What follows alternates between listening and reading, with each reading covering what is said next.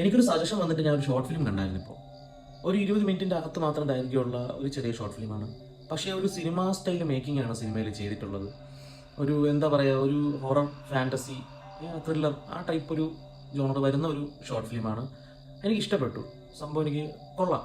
എനിക്ക് അത്യാവശ്യം വർക്കായി അത് കണ്ടപ്പോൾ നല്ല ഇഷ്ടപ്പെട്ടു. എനിക്കത് അതിൻ്റെ ഒരു മേക്കിംഗ് സ്റ്റൈൽ ഭയങ്കര ഇഷ്ടപ്പെട്ടു. അതിൻ്റെ ഒരു ക്വാളിറ്റിയും അതിൻ്റെ ബാക്ക്ഗ്രൗണ്ടിലുള്ള ഒരു എന്താ പറയുക, ഒരു മ്യൂസിക്കും കാര്യങ്ങളും അതൊക്കെ ഒരു നമുക്കൊരു പേടിപ്പെടുന്ന ഒരു ഹൊറർ ഫീൽ നമുക്ക് തരുന്നുണ്ടായിരുന്നു. അതിൻ്റെ ബാക്ക്ഗ്രൗണ്ട് സ്കോറും അതിൻ്റെ ഒരു ചെറിയ ചെറിയ സൗണ്ട്സും കാര്യങ്ങളും, സൗണ്ട് ഡിപ്പാർട്ട്മെൻറ്റും അതൊക്കെ അത്യാവശ്യം നല്ല ഗംഭീരമായിട്ട് ചെയ്തിട്ടുണ്ട്. അതിൻ്റെ ഒരു നല്ലൊരു ഫീൽ തരുന്നുണ്ടായിരുന്നു. ഒരു പേടിപ്പെടുത്തുന്ന ഒരു ഹൊറർ ഫീൽ നമുക്ക് തരുന്നുണ്ടായിരുന്നു. ഒരു ചെറിയ ഷോർട്ട് ഫിലിമാണ്. ഭാവന സ്റ്റുഡിയോസിൻ്റെ പ്രൊഡക്ഷനിൽ വന്ന ഷോർട്ട് ഫിലിമാണ്. ഇത് ഡയറക്റ്റ് ചെയ്തിരിക്കുന്നത് വിമൽ ജോബ് എന്ന് പറയുന്നൊരു പുള്ളിക്കാരനാണ്. നല്ല ഗംഭീര വർക്കായിരുന്നു ബ്രോ. അടിപൊളിയായിരുന്നു, ഇഷ്ടപ്പെട്ടു.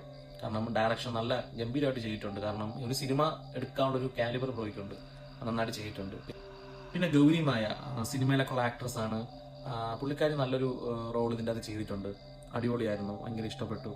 ചെറിയ സീനാണെങ്കിലും നല്ല രസമായിട്ട് ചെയ്തിട്ടുണ്ട്. അങ്ങനെ വലിയ കാസ്റ്റ് ക്രൂ അങ്ങനെയൊന്നും ഉള്ളതല്ല, എല്ലാം പുതുമുഖമായിട്ടുള്ള ആൾക്കാരാണ് ചെയ്തിട്ടുള്ളത്.